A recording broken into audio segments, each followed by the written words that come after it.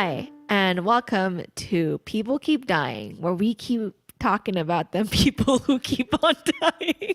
We're never going to get this right. What are you talking about? I do such a good job. That's why I said I feel like we should just write it down. No, it should be freestyle every single time so that eventually, if people listen to us, they'll be very confused and they'll listen to it and be like, what the fuck are you guys doing? Yeah, guys, this is the podcast. Talk about people who die. Where we talk about how people who die by in all sorts of different manners of ways. Mm-hmm. So today I'm going to talk about the death of Taylor Mitchell, and I won't tell you how she dies. It's a mystery Until you'll figure it out, but you're going to get very suspicious in the beginning. So she's local-ish. She was born Taylor Josephine Stephanie Lucio on August 27th, 1990. And she was a country folk singer and songwriter from Toronto. Damn, that's a real long name, though. Mm-hmm. That's why it was shortened down to Taylor Mitchell for her country, debut or whatever. Or a stage name, I guess. Mm-hmm. So she was fairly popular. Her debut and only album, Because She Dies, was called For Your Consideration, and it received encouraging reviews and airplay. Was this like a stalker situation? You'll see. Oh, okay. Sort of a stalker situation, but different than you're thinking of. My brain's already like, let's solve the crime before you even know what the crime is. You're not going to suspect it until it comes to it. Oh my God, is it an owl? Oh my God, did you find the owl death? Because I searched. And when I searched, okay, sorry. So the CD was released on March 2009.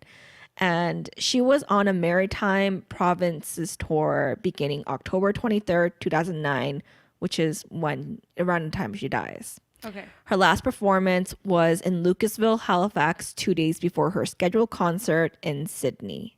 Australia? I think it's Halifax because it was a Maritime Provinces tour. Oh, okay, so there must be a Sydney, Halifax is what I'm assuming. Or maybe Nova Scotia. I don't know. I didn't look it up. I don't know. Sydney. So Sydney somewhere in Sydney, Canada. Sydney, Canada. A few days before embarking on her tour, she was nominated for a Canadian Folk Music Award as Young Performer of the Year. And now we're going to get to the day she died. Okay, so Fess, that was her brief life history. Well, I mean, she was a country singer who released her first album, and then she died so shortly after that. Yeah. There wasn't. She was so young when she died. She was what? Let's see. When did she die? 2009. So she was 19 when she died. Yeah. Damn. Real young. What a little baby. As you know, I was in college in 2009. So what? Yeah. I think at this point I finally changed to my music degree, but I changed my major like 5 times. That's crazy. And you settled on a music degree. Well, and now we do podcasting. And I don't play a musical instrument. No. I don't produce. I'm a music industry studies. She doesn't even degree. Edit the podcast. No. She has the degree for the editing on the podcast. And I don't do it. Because I don't remember. With my accounting degree. Do you want to know what's really weird? When I was growing up, I loved math. I love numbers. Anything with numbers. I still do. I'm still really good with it, and I think it's just because I that was my talent when I was younger, was memorizing everything. Yeah. And I hated biology and anatomy, and now that I'm older, it's just like I want to know biology and anatomy. I want to know why things work. But you couldn't pay me money to care about nucleuses of cells or anything science related when I was younger. But now now I love it. I watch fucking documentaries and I'm just like, fuck, man, if someone would have just sat me down, if my mom would have just sat me down in front of a documentary instead of deGrasse Tyson. Yeah, like anything, I would have, I honestly believe I definitely would have pursued something a little bit more science related for sure. It's just so cool. So cool. Yeah. Mm-hmm. Okay, so wrap it up as we were. So on the afternoon of October 27th, Taylor went to Cape Breton Highlands National Park for a hike. Okay. Oh, shit. Alone. Oh, my God. Is there a bear attack? Oh, my gosh. This was not out of character for her, as she was an environmentalist and enjoyed nature walks. Okay. At around 2:45 p.m., an American couple, Mike and Gail, came in the opposite direction and passed Taylor on the Skyline Trail in Petite Etang, which is the trail that she was on. I'm getting like really strong visuals for a movie. I don't think a movie was made about this. No, but I'm getting real strong visuals from a movie. And I can't even think of what the fucking movie is, so I don't know why I brought it up. Never mind. So she was seen doubling back after a short time on the trail and was seen coming back down the access road towards her car, like as if she got spooked or something, right? So she was scared, or was she just like walking back to her car? Like they saw her going into the trail and then all of a sudden just double back and then come back towards the car. Was she walking? Park. She was walking. Faster though? Like, or was she okay, she may have just forgotten something. We'll just hold our judgment. I'm not suspicious. At 3:02, Mike and Gail were on the access road heading to their car. How did they know it was 3:02? They must have very specific. Looked at like their watch or something. But crazy. This specific thing was because they took a picture at that time. Okay. They were heading to their car when they passed by two coyotes going the opposite direction of them. And one of the hikers that day took a photo of one of the coyotes before heading to the car park, which is probably why they got like the timestamp. Yeah. Yeah. Okay. So 6 minutes later, Mike and Gail heard what they thought was either animals howling or a young woman screaming in the distance. Okay, so sidebar. I just had my dog get treated for a skunk attack, and she got groomed. And as I was sitting on the booth, waiting for my dog to get bathed, she was making some noises that literally sounded like there was a woman. That's probably what it sounded like. Yeah, being murdered. And so yeah, you can see how they would not be able to differentiate, because only now that I've heard an animal dog make a noise similar to that kind of sound, because it was upsetting. So they reported this incident in a telephone box in the car park, because regardless if it's an animal or a person, let's not risk it, right? Yeah. So they did the right thing. A group of 4 hikers arrived in the car park where they heard about the possible screams from Mike and Gail. So it just seems like they met up at the car park with these other hikers, and then were like, I heard a scream, so I don't know if you want to go in. A bunch of people maybe conjoined there, and then they were like, oh yeah, I also heard that scream. Yeah. Okay.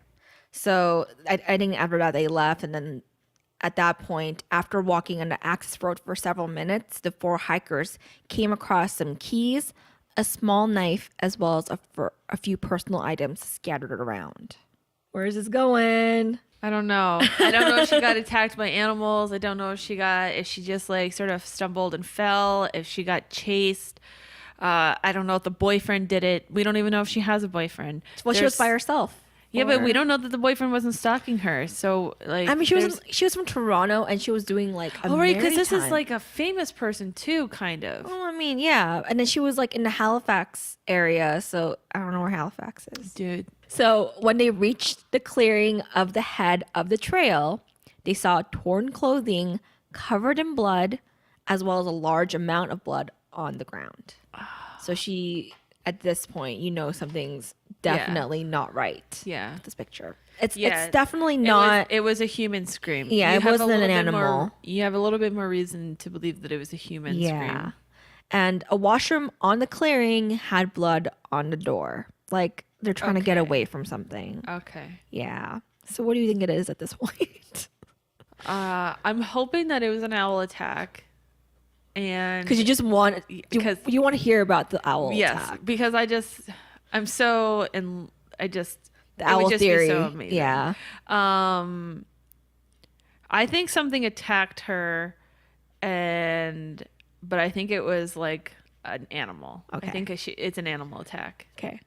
So at 3:25, the hikers found Taylor lying nearby among the trees with a coyote standing by her. After repeated charging by the hikers, the coyote finally moved away from her. Taylor was conscious and able to speak to the hikers. So at that point, the coyote stayed nearby and was growling and seemed pretty unafraid of like the 4 hikers and this girl who was laying on the ground. And the coyote didn't leave until an RCMP officer came and fired a shotgun at it. Is that typical behavior for coyotes? No, they don't. they usually Because like they'd be intimidated, right? It's usually one it's pretty comparatively to our pack. Yeah. Because it's not like it had one, it pegged one off. That's fine. but I mean like 4 people trying to get it away from it. When its pack showed up, that coyote should have been like, Nah, whoa. but no, not until the RCMP officer was like, "I'll shoot you." And then shot the gun and scared it. That's crazy. Yeah. That's some rabies type behavior. So Taylor was bitten all over her body with particularly serious injuries on her legs and head. Plot twist. The boyfriend that probably doesn't exist rubbed her down with like some coyote, not repellent. What's the attractant? Yeah. And Is that like a smell of like a dog? I don't know. All, all you ever hear about is deer like piss? I have no idea. chickens. Coyotes eat chicken. Coyotes eat any animals. They're like they'll do anything. Yeah. But like maybe it was like female musk or something that he I mean, he I'm traveled all the way I'm trying to across. have some like boyfriend sinister plot, but this is so. He Okay. traveled across the country. This theoretical boyfriend just to kill her off at a hiking trail. Yeah, you always kill them when they're hiking because you Yeah. can get away with it. In the afternoon, where there's probably people. It was probably a domesticated coyote. Sorry. It was trained I'm just so for this. insensitive. I apologize to the family, to the Mitchell family. I Well, apologize. her mom does speak towards the end, so yeah. Okay. Well, She was taken to Sacred Heart Community Health Center in Cheticamp, but I guess it wasn't, and like they weren't equipped for it because she was airlifted to Queen Elizabeth II's Health Science Center. She where's was, that? I'm gonna guess Canada. in I want to say Nova Scotia for some reason, but I don't think Well, that we're it's still even we're near yeah. Nova We're- Scotia. It's in Where is Canada. Halifax? Wherever Sydney is, because her Yeah, next but performance was in Sydney. Wait, hold on. But we're still like Sydney, Canada. Because she was in Cape Breton Highlands National Park, and so Where the that fuck is Cape Breton? I want to say Nova Scotia. I'm gonna stick through Nova. I don't even know where Nova Scotia is, but I'm gonna stick by Nova Scotia. Anyway, sorry. Continue. So she was in critical condition and did not recover from the attack due to extreme blood loss. So she died. Oh no, the coyote got her. Wily Coyote at it again. This is it's gonna get kind of more interesting. Well, I don't know. Is there Anyways. like a plot twist? Like In 'cause- the end, I'll tell you something really interesting about coyote attacks. So it was speculated that Taylor may have made contact with the coyotes by attempting to feed them or disturbing a den of young coyote. Oh, you dumb bitch. Well, who knows, right? It's Yeah. just a speculation. Sorry. Brent Judgment. Patterson, an environmental and life science professor, commented after seeing the photo that the hiker took of the 2 male coyotes. In the photo, they exhibited an extraordinary lack of fear, and with one displaying what verged on dominant attitude towards humans. So this was He got that from a photo Yeah, of so 2 coyotes I just feel like, walking down the pathway. you know, That sounds really weird. I mean, there must be like facial expressions or something weird about coyotes that I don't Facial know. expressions with a fucking dog, unless it was like growling its teeth, which. Well, I mean, like the fact that the doubt. coyote got so close and didn't like move away. Like you try to take a picture of your own dog and they won't Yeah, like but we're sit talking around. about a photo that people took of 2 coyotes versus because it wasn't the same coyote. It was. No, because it They'll was. figure it out later. That's what I'm gonna get to. But they took a. They took a picture of the two Okay, so hikers who were hiking. Took a picture of the coyotes, which is why they will tell you But- the exact time. But there was multiple coyotes. There were multiple Okay. coyotes. So, Okay. and then the guy is an environmental and life Okay, well then science that professor. makes a little bit more sense like, as to it's like why- when you connect the dots of like you see the picture, you think like, oh, that's that coyote seems kind of like an asshole, and then when you find out him later, yeah, It's not even so much that. I was more thinking like that solo coyote was being super aggressive, but he also had his pack relatively nearby, so that I no longer am thinking rabies. So, other explanations for the attack or that the coyotes may have been rabid, like rabies, wolf crosses, protecting a carcass, immature, or starving. I was also thinking starving, and Yeah. maybe they got really aggressive, and maybe They didn't had have been enough starving for small a dogs while. to go eat, but But I imagine that the photos would have shown if they were starving or not, yeah. starving wolves. Other experts have stated that Taylor may have inadvertently provoked a predation behavior by running away, because that's what you do when you see a coyote that looks really aggressive towards you. But they didn't say that she ran away, unless it was after the car incident, and maybe she ran. Because it seemed like because after like reading it a couple of times, I think what happened was like she passed by the hikers who were walking towards the car park, and then it must have looked like from all the stuff that she lost that she must have turned around, and that's how they realized that she turned around and walked back to the car park, like she was escaping something. Yeah, right. Where she she was like walking up, and then she ran into. Because the other hikers, the American hikers, would have definitely seen her if she had turned around a little earlier or something. Yeah. So it must have seemed like she must have passed them for a while, and then coyotes started following her, and so she turned around. So other experts, they thought that like when she ran away, a coyote might have also been behind her. Yeah, when she ran into the oncoming ones, so she was. I was gonna ask how they hunt. Yeah. Like how coyotes hunt. Well, I think these ones seemed a lot smarter because they came on both sides, so she can't escape. Yeah, they flanked her. Mm-hmm. They velociraptored that shit. So wardens searched the area for 5 or 6 coyotes who were believed to be living in the vicinity. When did they kill the coyotes? Taylor's mom stated that her daughter would never have wanted the coyotes to be put down because she is an environmentalist and sounds like, she was like one with nature and stuff. Yeah. She said, we take a calculated risk when spending time in nature's fold. It's the wildlife's terrain. When a decision has been made to kill the pack of coyotes, I clearly hear Taylor's voice saying, please don't, this is their space. She wouldn't have wanted their demise, especially as a result of her own. Because she seemed like she genuinely... Or Harambe. Doesn't it make you think of Harambe? Well, these coyotes die anyway, so it doesn't matter what she fucking said. Because that's the law. After an animal kills a person, you have to kill them. That's unfortunately... Is it because of the belief that once they have human... like the taste for human blood, they'll always want it? I mean, or like because they've done it before, they're more prone to do it again, even though I'm not a biologist or life science or zoologist or whatever, so I don't really know. Hours after the incident, a warden killed a female coyote that was acting aggressively. Although that fucking...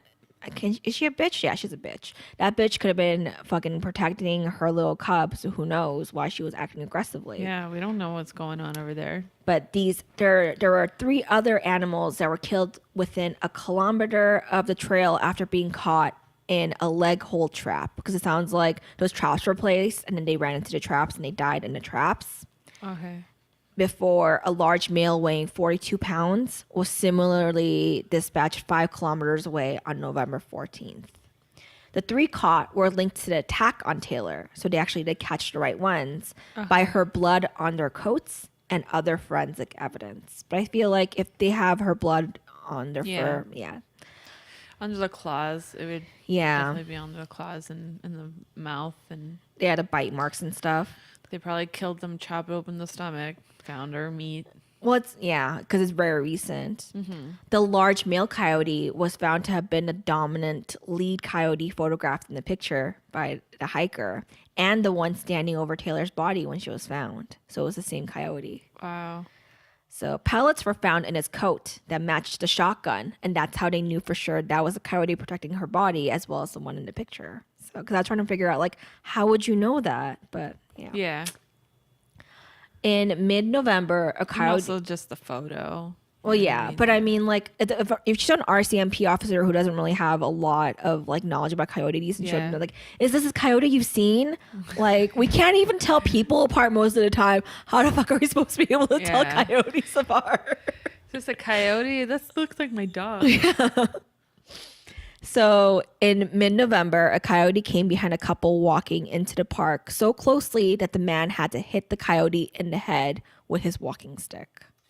So it seems like that area just was... It was probably a situation where, like, there were little puppies Yeah. that just sort of like grew up around humans. Yeah, because they're just And so used to it. Maybe it was just like a little domesticated, or maybe it was just a situation where they traveled into a situation in the, Who knows? I don't know coyote mentality when it comes to humans and how often any of that happens, but I'm sure you'll tell me. Well, this is the last little bit I have. So Taylor's death is the only known fatal coyote attack in the world.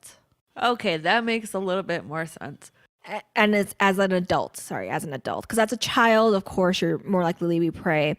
Yeah. And it's also the only known fatal coyote attack on a human at all in Canada.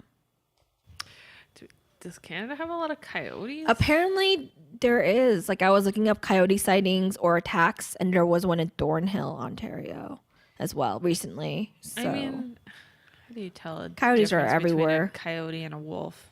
Well, I think coyotes are like smaller. Yes, they're much smaller. Yeah, more smaller. They're probably a little bit more ragged. Look more like a skinny. I think they're faster Shepherd. too. Yeah, German Shepherd versus a gigantic husky.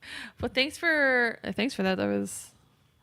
I definitely got an animal feel. It's unfortunate that she was the first one. You never want to be the first one to die a certain way, because you're always like, you don't have fear. Like, I've never been afraid of coyotes because they usually just pick on like small animals and stuff. You're not usually like, that coyote's going to try to eat my face.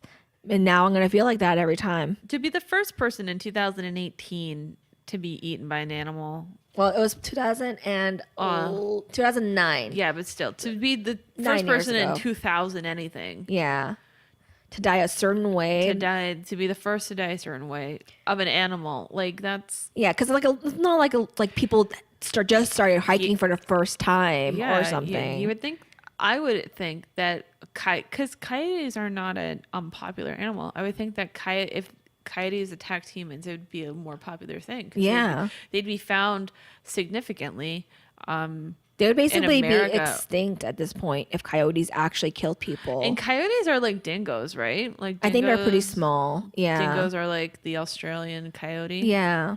And coyotes usually just pick on, like, I know my friend told me that her chihuahua got picked up by coyotes. Yeah. Usually, I think Miley Cyrus's dog did. I know that's like a weird pop culture reference, but I think her dog got picked up by a coyote as well. Definitely still thinking that there is some rabies involved. Yeah.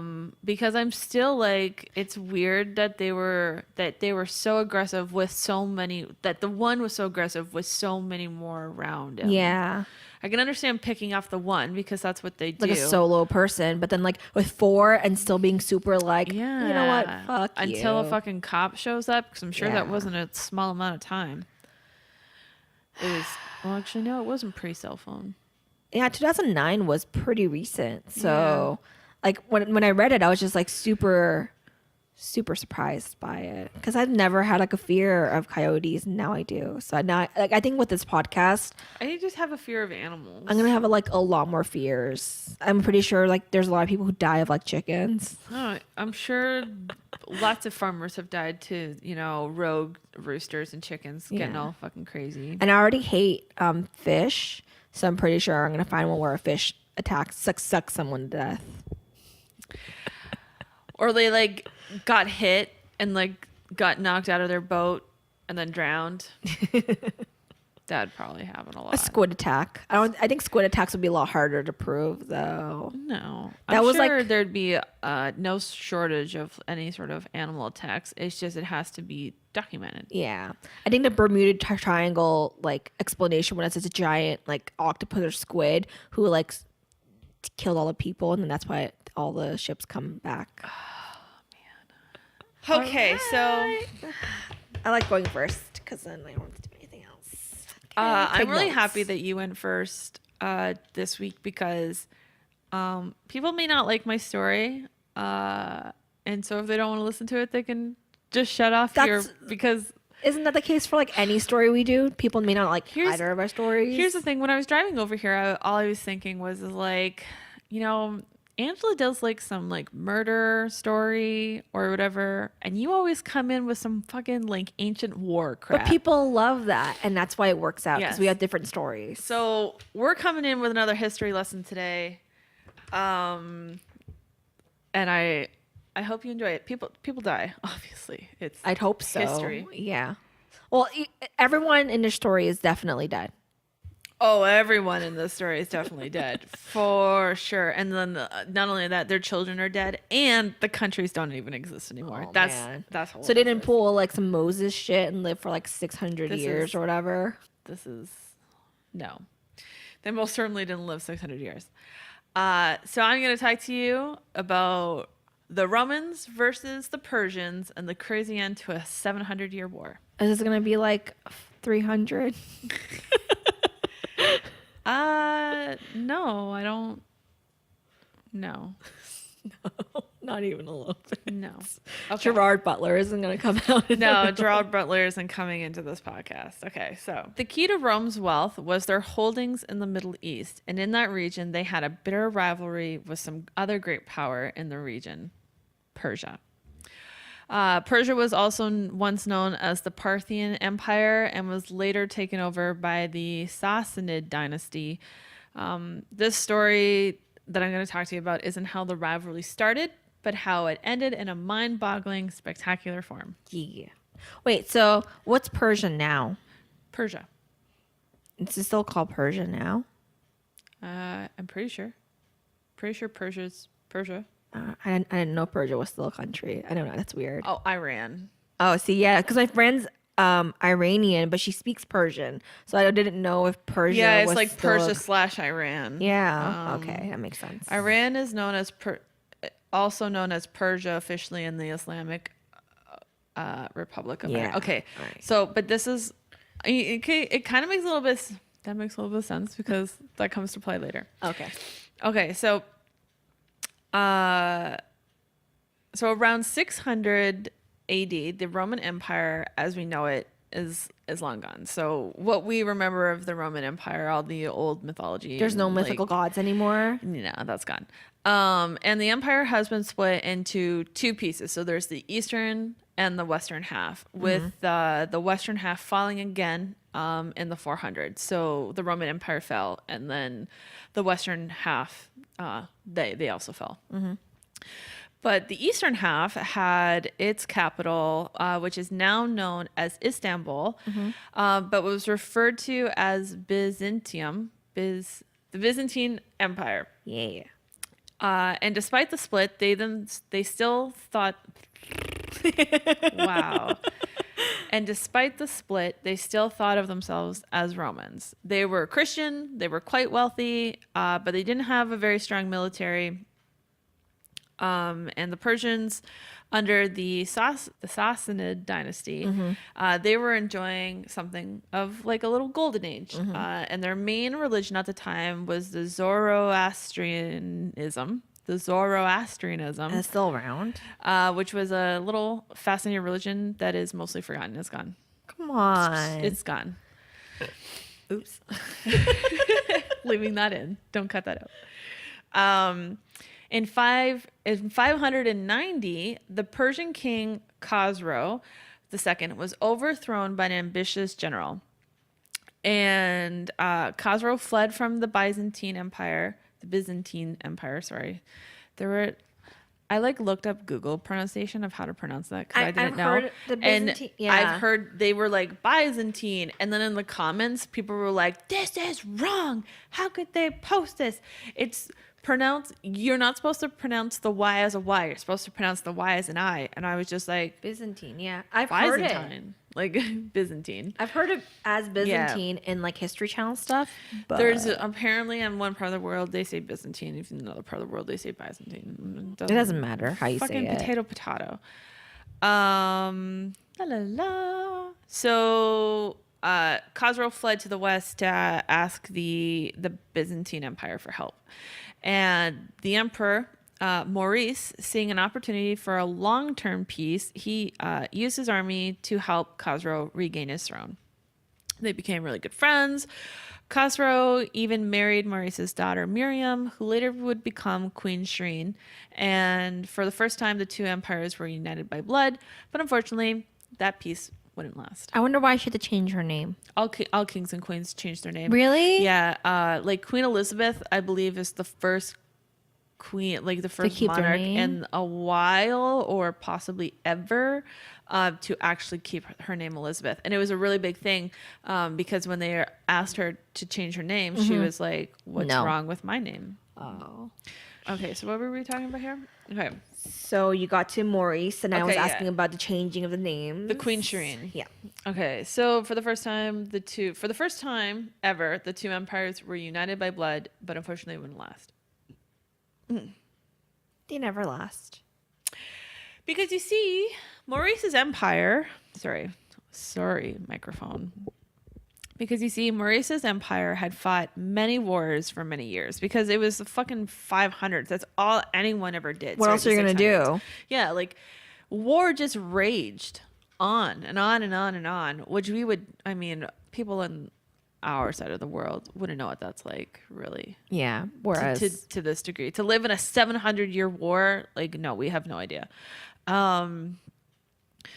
So they were broke. They were poor as shit. So he cut back a whole bunch of ways to start saving money, and he kind of cheaped out on paying his soldiers, which obviously pissed off the soldiers. Yep. And if you're fighting in war, what's the number one thing you want to make sure you're paying? The people fighting your war. So the soldiers, they rose up in mutiny, and then one rebel soldier named Phocas, killed Maurice and declared himself the new emperor. So it was like, is that how it works? You kill someone? oh yeah, back in the day, you just fucking you take what's yours, you kill it. I mean, he just got up there and declared Does himself his wife the new become emperor. his as well? I mean, I don't know what happened to Queen Shireen. Aren't women property still at this point? I mean, I don't know. Khosrow declaring the outrage over the death of his beloved father-in-law, but really he was just seeing it as an opportunity to gain territory by a weakened empire. So he was like, oh, my poor father-in-law, I have to avenge this. Sure. But really it was like, ooh, some more fucking land to take. Yeah.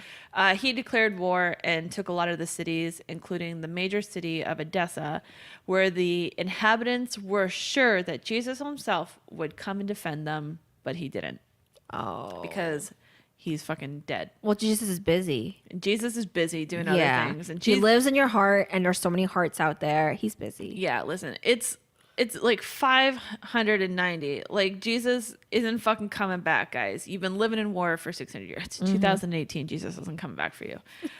So peace, Maurice. Maurice is gone. He's dead. He's the first one to die.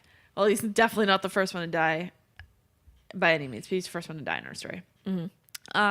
Meanwhile, the governor of North Africa named Heraclius, which is not to be misconstrued with Hercules, which is so how I was reading it. Yeah, that's what I was gonna say. Like, are you sure it wasn't Hercules? The African Hercules? No, it's Heraclius. Aren't like people in northern Africa more like tan? Because like Egyptian, right? Yeah. Right? Yeah. Yeah. So Heraclius launched a rebellion against the incompetent Phocas, who clearly, I mean, that dude was an idiot. He was some dumb soldier that was like, I'm emperor now and I'm going to run this shit. So after wide-ranging campaigns, Heraclius and his son, also named Heraclius, launched a naval attack against Constantinople. I keep wanting to say Constantine for some reason. Constantinople. Phocas was quickly beheaded. Phocas was quickly handed over to the younger Heraclius, and Heraclius was all like, boy, you sure were a great emperor, weren't you? To which Phocas replied, yeah, like you'll do any better. And then Phocas was killed, and Heraclius became emperor, and now it's time to deal with those damn Persians. So, Kill him. the new emperor Heraclius comes in and tries pushing back the Persians, but the Byzantines got their asses kicked. Yeah. Had they not watched 300? Yeah, they were just like, come on. You don't like the fucking Persia was wrecking shit. Yeah. So the Persians advanced through Syria, sacking the city of Antioch, one of the biggest and wealthiest on earth at the time, and deported most of its population. The Persians kept marching west, and after reaching the sea, cut the Byzantine Empire. Sorry. It doesn't matter. Just keep switching it back. I'm just going to keep saying Byzantine. Yeah. Like, Some people fuck you, say complain. it that way. Yeah. So the Persians kept marching west, and reaching the sea, cut the Byzantine Empire in half, which was the only way to travel between them and the Egypt or the Holy Land was by ship. So things weren't looking really good for Heraclius at the time. And that's when things started to get even worse because the Persians didn't fucking stop coming in. They were just pounding away because they had so many men. They moved south and they laid siege to Jerusalem, taking it in the year 1614. According to the rumors, they were helped by local Jews and Christians who were hoping to regain their independence after centuries of Roman rule, which was not like Christianity was kind of struggling at this point. There were a lot of people that were sort of for it, and there were a lot of people that were against it. A bunch of other little religions started popping up all over the place that'll come into play later. Scientology. Scientology, definitely not yet. So they maybe 60,000. So they estimate that 60,000 people died in the fighting. And then around 30,000 people were sent to Persia to be slaves. Pretty much all the Christian churches were robbed and burned because Persians have a long-standing hatred of Christianity, which makes sense. Who doesn't have a long-standing hatred of Christianity other than Christians? And even then, they also have a long-standing hatred within themselves. So it only just makes sense. Among the treasures stolen were pieces of the true cross, which Christ was crucified on. Like they took the fucking cross. So things start to go from bad to worse. And then it goes from worse to holy shit, we're all about to die. So Egypt hadn't been a site of battles for like hundreds of years. However, the Christian population there was still really divided with theological disputes causing major tension. And as a result, the folks in Egypt didn't resist very hard when the Persians arrived. Because they were just like, oh, hey, you're going to come in. You're going to like tell us how to do. All right, good. We're not, whatever. Just come show us a better way. So the loss of Egypt was a massive blow to the Byzantine Empire because it was a critical source for all their riches and grain. And pyramids. Yeah. Pyramid schemes. Yeah, well, the pyramid schemes. Oh, my God. That's not even their money. So it pretty much seemed to be over. It seemed like the Persians were winning. And Khosrow trolled Heraclius by sending him a letter that basically said that he was a worthless piece of shit and that no matter where he tried to hide, he'd get him. And it was really hard to argue against his confidence at the time because this dude was just like the Persians were just coming in and they were just wrecking shit. Yeah. With pure numbers, pure force. This is like you stop right now and you watch 300 and then you see what they do. Yeah. Persians they will were fuck crazy. you up. Yeah. But I mean, the Spartans were pretty good too. So the Persians marched all the way to the capital city of Constantinople, which now was being threatened by attack from sea and land as the Persians occupied most of what is now called Turkey and also took several key islands along the water. So they were just like, now the capital city apparently had like really big, strong walls. And so it was like the city wasn't something that usually got attacked on, but when it did, it held up pretty well.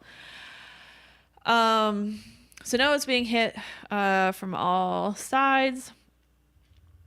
And not only that, but Persia was bigger and stronger than it had been since its glory days of Cyrus the Great almost 1,000 years earlier. So like Persia was like really in its heyday. And Heracles felt like it was pretty much over, that he was losing the war. So him and his generals resigned to hand over the entire empire, and they were going to go and try to make a go of it in like North Africa instead, and just be like, hey, you know what, take this shit, we'll leave. However, by a stroke of luck, the Persians ended up having to pull back a little bit because their resources began to be overstretched. And so that gave Heraclius just a little bit of breathing room. And then he decided, you know what? Well, let's just make a go. Because if our empire has been so great, Let's see what we can do. So the Emperor Heraclius, he's off reorganizing his military. He's slashing pay to officials and calling on Christian men to step forward and defend the empire, because for Jesus, right? Like, For listen, Jesus. we're all gonna fucking die. The Persians are gonna come in, they're gonna wipe us out, they're gonna kill you and your wife and your children if you don't come and sign up for my army. That's basically what they did, and they got a lot of people. So the church steps in and they advance big loans to the government and pretty much scrap and pretty much like send every little piece of scrap of gold that they can. And it was all smelted down to use to either pay for a new army, but also to create like weapons and the armor and stuff like that. So they basically build their army up from scratch with this like little tiny time that they got when the Persians had to like back up. So they trained really hard, and even though their capital was constantly being threatened and war was like still waging on, they advanced deep into occupied territory. After spotting a Persian ambush, the Byzantines pretended to retreat, and then when the Persians broke cover to attack them, they turned and kicked the shit out of the Persians. Yeah. And this was the first solid victory Against the Persians? in the long and devastating war against the Persians. It was the first defeat that the Persians had, and it also started to become, this was also one of the first, and it became a popular military tactic. Yeah, so Hercules, he gets his little win. Hercules. Yeah. Heraclius gets his little win just by an off chance. Like, he was gonna back out, but then he was always like, hey, you know what, let's do an attempt. So after this really tiny defeat, because it realistically, like, it was, the Persians get super pissed and they go and recruit a group of nomadic warriors called the Avars, and they were located just beyond the eastern borders of the Byzantine territories in Greece. So now they're like, okay, we're attacking you from the south and from the west. We need to also get you from the east and the north. So they're trying to then circle all the way around. The Persians urged them to attack, which they gladly did, because there were a bunch of like nomadic warriors. Everybody just was living to fight back in the day. Killing was all the rage. And they went and devastated a whole bunch of the Byzantine territories. With no options left, Heraclius goes to the Avars and is like, hey, listen, stop attacking us. I'll pay you a bunch of money. You want some money? I got money. I'll give it to you. Leave us alone. Or come join our army and fight the Persians. And they were like, oh, yeah, sure. I mean, we'll take your gold. And so they take the gold and they pull out back, and then Heraclius is like, oh, hey, shit, like, money works. Like, so then he goes to the Persians and he's just like, hey, we will give you all this gold if you just back the fuck up and just get away. And the Persians were like, fuck you. Yeah, because they're mad. Yeah. So Heraclius keeps on attacking. He takes a huge military gamble, because despite the capital being threatened and knowing that his supply lines were vulnerable, he decides to march into Armenia and then turn south into Persia. So he's like, hey, you know what? Fuck you. You don't want to take my gold. You don't want to take my, my peace offering. I'll just go and invade your shit with my army. See how it goes.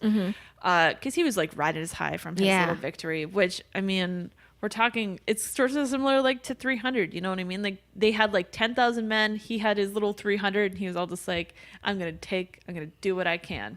And he still definitely dies, but he did the best he could. So with 30,000 men, it wasn't 300, it was 30,000 men. Heraclius goes down to invade into Persia and has several victories along the way. He burns down a whole bunch of towns and cities he comes across. He even snuffs out the internal flame, which was central to the Zoroastrian faith. So he even is just like, fuck your religion. Puts the flame out. Panicking. And that's why it's gone. Yeah, pretty this and some other stuff that ends up happening, because this is like early religion. You'll find out how early it is. So panicking, Khosrow, who's like up there trying to take like the Byzantine Empire, he sends 3 armies down, but by miraculous effort, Heraclius defeats all of them. He even shows so much courage and brilliance that the top Persian general expressed open admiration for the guy, saying that Heraclius had no more fear of arrows than an anvil would. And Were anvils very common back then? yeah, Like anvils falling on your head? Like why? no, but it's sort of like it's the whole idea that like an arrow wouldn't do any damage to him. Like his skin is like an anvil. Okay. I mean, we're talking about a time that still believed that Hercules was, I mean, a real person. Maybe he was. Was like Achilles was like dipped in the river Styx and became invulnerable. Anyways, so now Khosrow was like freaking out. He had conquered an entire region and it was at his enemy gates, and yet his enemy was poised to target the heart of Persia. And he wasn't really sure what to do, but he was like, you know what?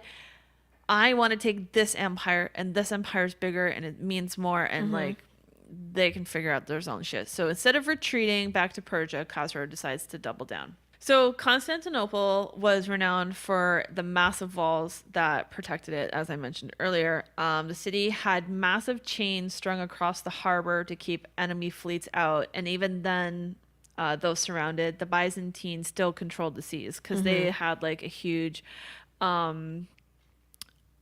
fleet and stuff like that. They controlled the water.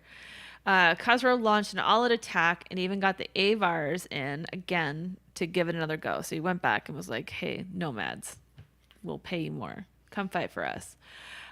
He also went up to the north and got some Slavs to join in on the attack. However, they were like really not so developed in terms of things, and they couldn't coordinate properly. And so the walls like stayed up. Nothing happened. They were like, oh, this sucks. And so the Slavs and the Avars retreated, and Khosrow's troop called off the attack, utterly exhausted. They had been there for fucking years upon years trying to like break down the walls to these buildings, and they couldn't get in. So Khosrow's troops leave. So that Persian general that like super loved Heraclius, Khosrow finds out that he's praising the other guy, and so he orders for him to be killed. And some little scout intercepts the letter and decides, hey, you know what? I'm gonna be a good soldier, and he takes the letter over to the general. So the general finds out that there's like a hit out for him. So he becomes hella pissed, and he's like, you know what? Fuck this Persian king. And he didn't go and help Heraclius. Like there's no proof that he did that. But he just pulled all of his men out of the fucking fighting, and that really weakened the Persian forces. So meanwhile, Heraclius had reached out to the Khazars, which is another nomadic people who lived in what is now the Volga region of South Russia. And the Khazars were an interesting folk who had long been enemies of Persia, and they happily agreed to an alliance against Khosrow, and together they attacked from the south. And fun fact, this was the first recorded attack of the use of a trebuchet. A trebuchet, which is a trebuchet is like a they have like a big cup here, and then you put the ball there, and then it flings like a catapult. Okay. Yeah, like a catapult. All right. Different, more powerful, probably. I don't know. When you think about like these walls were like super powerful, like this is pre like catapults and stuff. So that's why they weren't able to take the walls down. Like this was old times. So back in those days, I mean, it's not even back in those days. It's still all the way up to like more even recent years. Armies traditionally stopped fighting in the winter times because it was winter and they couldn't fucking do anything. And people just usually had like a stallmate. Heraclius, however, in another one of his crazy gambles, decided, nah, I'm not going to shut down for the winter. I'm going to march fucking south, and I'm just going to take the Persians completely by surprise because they're not going to expect anyone during the winter time to be fucking So finally, at Nineveh, the old capital of Assyria, in what is now northern Iraq, Heraclius crushed the Persian army, finally. And the Persian commander allegedly challenged. So the Persian commander allegedly challenged Heraclius to single battle, and Heraclius beat him. Which that's sort of how they handled a lot of things now. They would basically have like, you would send your best fighter, I would send my best fighter. Those two people would fight. Whoever won, I would then become the champion, or you would become the champion. I feel like they did this in Star Wars. Yeah.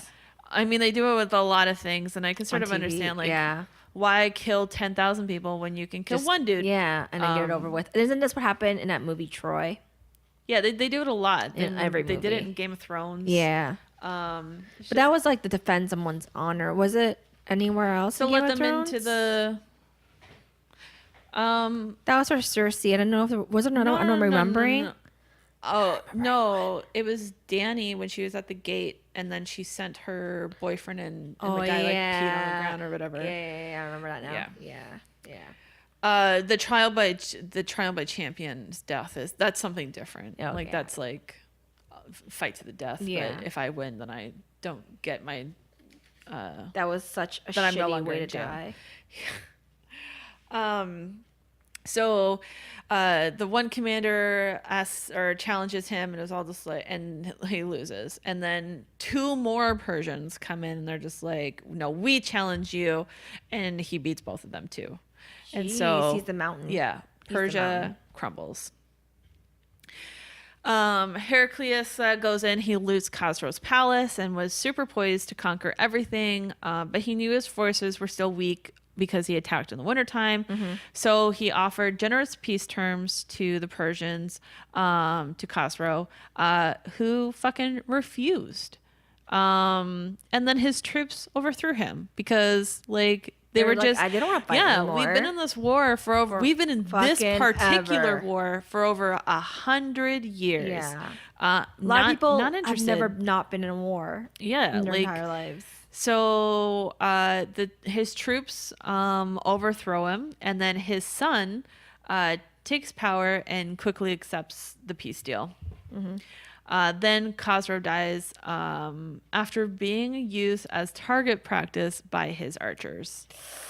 They were just sick of the fighting. They were just like, fuck this. The war was devastating. By the time it ended in 628 AD, it had lasted over 25 years. Oh, sorry. So this particular battle had only lasted 25 years, which is still an obscenely long time. Both sides were shattered. So Heraclius attempted to force a brutal peace on the Persians, but instead returned the borders to where they were before the fighting. And he squeezed a ton of money out of the Persians, and of course he got back all the holy relics. That they had taken from Jerusalem. Both sides settled down and got to work rebuilding their shattered empires because the war was over, and it was just like, okay, let's fucking rebuild. And before you think this is the end of our story, hell no, it is not. Well, everyone dies. Because while the Persians and the Byzantines were out slugging it out for the one last time over in Arabia, the Prophet Muhammad was introducing a new religion called Islam. And by the time that he died in 1632, the Prophet Muhammad, the process that would begun that would fuse the disparate tribes of Arabia into one single nation. And guess what they did next? They went into Persia. Yeah, they did. They went after Persia and after the Byzantines. Well, that's why Persia technically doesn't exist anymore. Yep. So the Arabs attacked north around two routes, one in the western into the Byzantine territory of Syria and the Holy Land, and the other up into the Persian land, which is now known as Iraq. So the Arabs were just like, hey, we're going to do this at the same fucking time. So they split off into a V. One goes up, one goes down. This is where they got like the flying V for Mighty Ducks. I don't I don't think Just so. kidding. I think they got the flying V from the actual decks. Uh, so because neither empire was in shape to offer any major resistance to, like, they weren't even able to help each other. They couldn't really put up a big war against like their Arabians coming in anyways. And the Persians in particular were a fucking mess because they just got their ass handed to them after stretching themselves out like so thin. Which, I mean, everybody's played Risk. We all know what that's like. Get really bored and then just throw all your pieces on the ground and walk away. I mean, I guess that might have been what Casper did. So, blah, blah, blah, blah, blah. Pardon me. No. Okay, so first the Arabs took Syria. Heraclius was still emperor, but he was too sick to lead his troops in person. And they also had underestimated the Arabs because, I mean, they weren't anything. They weren't any. They weren't even players. Yeah, it was just like player 3 has joined the game, and then player 3 came in and just fucking wrecked shit. Because everyone was vulnerable. All like Donkey the Kong armies. versus Mario and Luigi, man, throwing down those fucking barrels of oil. Yeah. Like, and Diddy comes, and then that's game over. oh yeah, Diddy came in. Yeah. By the time the Arabs had crossed into Jerusalem, Heracles had sent one of the most powerful armies over that they had assembled to just be like, hey, you know what? We are not losing Jerusalem again. And it had a lot of heavy cavalry because they had just designed the trebuchets, so there was a lot going on. Heraclius also forged an alliance with the Persians to meet their mutual enemy together. So the Persians were like, hey, you know what? Yeah, we'll send a couple in because I guess you've been a little nice to us and we don't want you to come back in and fuck up our shit. Plus, if we help you, you'll help us. Maybe. Yeah. However, the Persians were practically a failed state by this point, so their attack was weak and uncoordinated because they didn't really have much. They've been in war forever. They just lost, and they have nothing left. Because at this point, the war, like the actual rivalry between these two countries, had been going on for 700 years. This is actually Risk. Yeah. This is actually Risk. This is history, people. Yeah. You play Risk, and then you go after a certain area, and you're like, your entire army gets fucked up, but you win. Someone attacks you, you're dead. Yeah, and you know, you start off with 20 dudes, and you fucking 3 roll that shit down to 2, and then you just 1 roll, and you just keep going. And then you're just with your 1 and you don't want to quit. No, you can't quit. Nope. Can't back down. Nope. Got to take that land. So in 636 AD, Heraclius sent his army south, meeting with the Arabs at Yarmouk in southern Syria. Unfortunately for him, the Arabs had actually scattered the terrain previously and situated themselves in a way that would put his army into a bad area of hills and ravines. So they situated, you know what that means. I don't know why I needed to explain that to you. In case I'm not sure what the word situated means. Yeah. With no room to maneuver and no opportunity for tactical genius, it basically just became a slugfest, and the Arabs won because they just were like picking off the other guys with the better ground. So the Byzantine army was officially shattered, and they retreated in disorder. And soon after, the Arabs took Jerusalem because nothing stood in their way. They eventually moved on to Egypt and North Africa, and they also took some other territories, which is now called Turkey. The Arabs just went in and was like, swoop and scoop. Why not? It's after the Persians now. After the Persians had come in and swooped and scooped and then got sent all the way back, the Arabs were just like, hey, you know what? Let's just go clean house. Yeah. And everyone's already weekend. Yeah. I mean, it's smart. It really is smart, but it's also like it's really fascinating timing that it all sort of happened at the same time, because it really was like just like they came out of nowhere. Meanwhile, the Persians reassembled the best army that they could, and they met the Arabs in the fall of 636, just a few months after the Battle of Yarmouk. The battle began with a lot of personal duels, so they would just send in champions to duke it out. But then eventually both armies got involved. I don't they didn't really talk about like why, because I mean the other fucking war was handled with just 2 dudes, but I think it was like the battles were probably like, no, that you're cheating. Yeah, let me just send another best 2 guy. out of 3. Best And 2 out of 3. I don't know. You cheated too. Yeah. It was a horrible battle, although it lasted only for 5 days, and in the end, the Persians were defeated, and now the path was clear for the Arabs to conquer the entire Persian Empire. Both empires fought as hard as they could, but they were just too weak, and the Arabs were too strong. By the time Heraclius died in 1641, the Byzantine Empire had lost Syria, the Holy Land, and Egypt. The attackers kept going, sweeping along the Mediterranean coast, conquering North Africa, Sicily, and Spain. They later attacked France and were finally stopped at the Battle of Tours in north-central France in 732 AD by a Frankish... I didn't realize that France was called Frankish. Back in the days? Yeah. By a Frankish army led by Charles Martel. They didn't like the name anymore. Because they didn't want to be like, The frankly, the Frankish. Oh, man. On the Persian side, meanwhile, the conquest was slow and bitter, but inevitable. And by 1654, the Arabs controlled all of Persia and were only checked into their eastern expansion when they hit China at the Battle of Talas in 751 AD. The Chinese lost, but the Arabs didn't pursue into China. They were just like, hey, you know what? This seems good. Yeah. You guys built this wall. Actually, this was probably pre-China wall. Might be post. I don't know. They're probably like, hey, look at this wall. We'll just stay over here. Look at this wall. Look at it. So the Byzantines and their Roman predecessors had used sea power to dominate the Mediterranean Sea for hundreds of years. With them now gone, the Arabs built a fleet and scored a shocking victory in the Battle of Mast in 654, which it really was shocking because like they had never been on boats. Well, I shouldn't say they'd never been on boats before, but they didn't have a army, like a water army. A water army. Yeah. Wow. It sounds like Avatar. Yeah, like they didn't have a fleet. They didn't have like a navy. A navy. That's perfect. Yeah. Or anything like that. And like for centuries, like the Romans controlled all that. So for them to lose was like just embarrassing. Like to me, it's just like that's just salt. That's just salt on the wound. The Arabs laid again siege on the castles, but the walls still held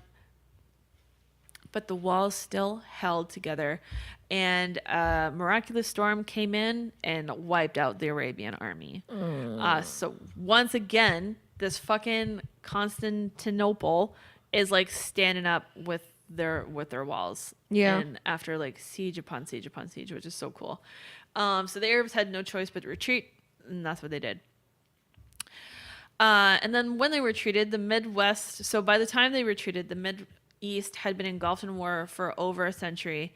The Byzantine Empire continued to stand for another 700 years, though it never returned to its previous size. But it didn't fall until 1453 when the Turkish people came in with a new invention called cannons. And then they broke down those fucking walls. If it's 1453 and then the war was going on in 1632, how does that work? 732. Oh, 700. I'm writing this down. Yeah.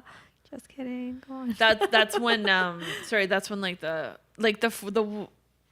our story started in 600. Yeah, 600. And then that war raged on for 50 years, and then 700 years later was when the Byzantine Empire finally fell. Yeah. But yeah, that is the story one of the stories of the end of the 700-year war between the Romans and the Persia, when the Arabs came in and just wrecked house. Like 300. It's the only reference I have. Why? Because of the Persians? Is that like your only Persian reason. reference? It's the only Persian reference. The Persian War. Yeah, that's it. That's the only one I could think of. Can you think of any other ones?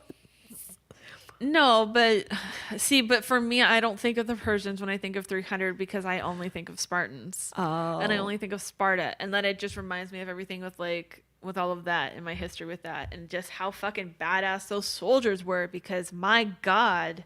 All right, guys. Well, that is our stories for today. Hope you enjoyed listening.